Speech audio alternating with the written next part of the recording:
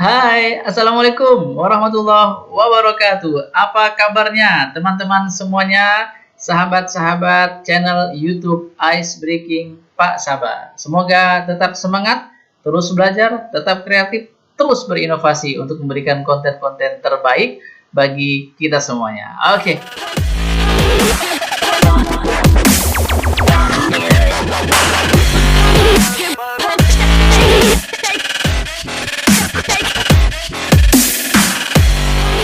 Senang sekali Pak Sabar bisa terus menemani teman-teman semuanya. Di kesempatan kali ini kita masih akan melanjutkan banyak sekali ya konten-konten Pak Sabar terkait dengan AKM ini, asesmen kompetensi minimal, karena ini sangat penting pengetahuan sejak dini, informasi sejak awal yang sudah disampaikan oleh pemerintah lewat Kementerian Pendidikan dan Kebudayaan. Kebijakan baru dari Mas Menteri untuk tahun 2021 ini harus segera disosialisasikan kepada segenap khalayak ramai, bagi para orang tua, bagi para guru, bagi kepala sekolah, dan tentu saja bagi para siswa. Ini kan berita gembira ya bagi para siswa. Wah, nggak ada ujian lagi ya. Pasti senang. Jadi kelulusannya gimana? Ya, back to school ya, kembali kepada wise kebijakan dari pihak sekolah untuk meluluskan kamu semuanya. Wah, jadi harus baik-baik kepada sekolah ya.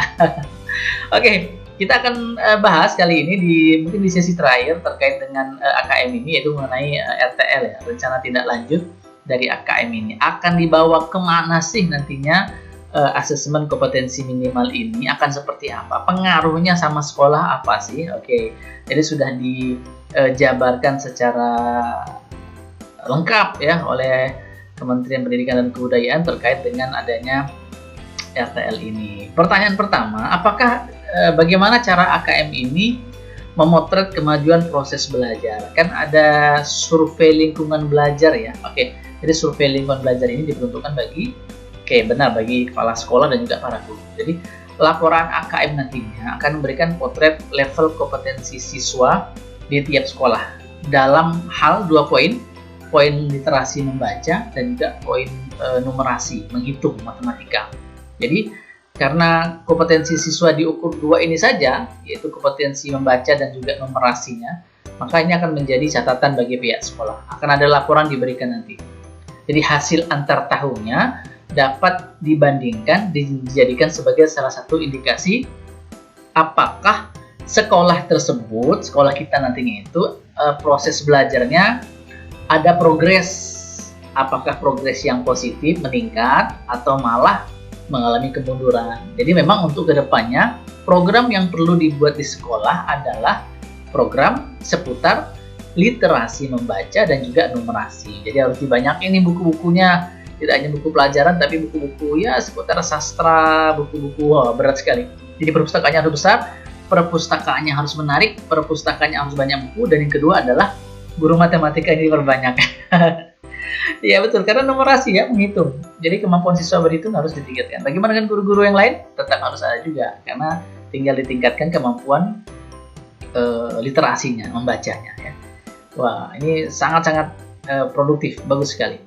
Apakah asesmen nasional akan digunakan untuk memperingkatkan sekolah di Indonesia? Tidak. Tidak. Jadi tidak. Jadi sekolah ini setelah hasil AKM, setelah asesmen nasional, sekolah terbaik adalah sekolah ini karena tinggi tingkat hasilnya. Jadi tidak. AN ini digunakan sebagai alat refleksi ya. Jadi alat refleksi bukan untuk jarum-jarum itu ya. Itu pijat-pijat ya.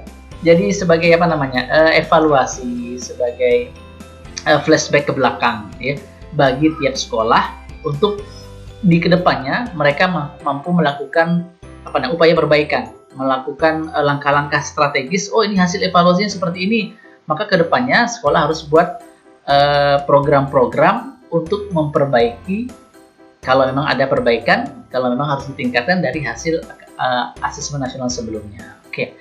Apakah ada nilai skor minimal dalam AKM? Tidak ada. Jadi tidak ada KKM ya. Ini karena anaknya nilainya di bawah 5 atau di bawah 4, maka tidak lulus. Tidak ada. AKM akan melaporkan persentase murid dalam setiap level kompetensi. Diharapkan semua siswa mencapai level kompetensi cakap atau mahir. Nah, ini aja. Jadi cakap atau mahir kompetensinya. Bisa juga tidak cakap, tidak mahir ya, terkait dengan literasi membacanya dan juga numerasinya. Apakah murid yang sama yang pernah mengikuti tes AKM bisa mengulang kembali tes AKM jika misalnya nilainya rendah, misalnya tidak cakap atau tidak mahir? Oh tidak perlu. Karena AKM tidak bertujuan untuk mengukur kompetensi di tingkat individu. Jadi memang pukul rata ya. Bagaimana sih sebenarnya kompetensi di tingkat sekolah tersebut? Jadi secara rata-rata ya. Kemudian, dapatkah murid kelas 11 yang mengikuti AKM mengetahui hasil AKM-nya? Tidak. Oh, tidak. Jadi tidak bisa tahu, Pak, nilai saya berapa, Pak? Oh, tidak tahu. Setiap guru dapat memetakan kemampuan muridnya menggunakan AKM instrumen AKM kelas. Jadi nanti akan diberikan hasil AKM ini. Jadi hasil AKM nasional akan melaporkan pada level sekolah, bukan pada level individu. Jadi nanti akan ketahuan setelah selesai AKM, laporannya dari nasional akan dikirim ke sekolah kita, maka akan dilihat, oh ternyata hasilnya seperti ini. Nah, nanti wali kelas atau juga guru akan melihat rendahnya di mana, nanti akan perlakuannya di mana buat masing-masing sekolah, masing-masing kelas akan seperti apa. Itu dia. Bagaimana hasil asesmen ini dimanfaatkan oleh sekolah? Nah, sekolah diharapkan menjadikan hasil asesmen nasional ini sebagai alat refleksi. Bukan alat pijat ya. Bukan alat pijat, tapi alat evaluasi, alat untuk melihat ke belakang, alat untuk memetakan bagaimana perbaikan kualitas selama ini, bagaimana pembelajaran saat ini, untuk kemudian dilakukan perbaikan di masa yang akan datang. Tahun depannya harus bagus lagi nih, jadi perbaikannya apa? Nah, itu penting sekali. Dalam manajemen itu penting sekali, evaluasi ya. Setelah adanya input, proses, output, evaluasi penting. Apakah data hasil survei yang diperlukan oleh sekolah berupa gambaran global satu sekolah? Iya, benar sekali ini. Jadi hasil asesmen nasional ini, apakah AKM maupun survei, akan dilaporkan sebagai hasil sekolah. Tidak dilaporkan dalam bentuk level kepada masing-masing siswa, tidak, kepada masing-masing guru pun tidak, tapi secara global, secara menyeluruh, evaluasi terhadap sekolah tersebut. Bagaimana lingkungan belajarnya, itu kan hasil dari survei terhadap semua guru yang ada di sekolah tersebut. Nah, itu secara menyeluruh ya. Itu dia. Oke, masih ada. Adakah pelatihan untuk persiapan AKM atau setelah AKM? Tidak ada. Oke, tidak ada pelatihan. Terus guru kan ini kan survei lingkungan belajar ya. Guru ini kan survei lingkungan belajar, maka fokus penguatan adalah saat menindaklanjuti hasil AKM. Jadi penguatannya adalah saat menindaklanjuti hasilnya nanti.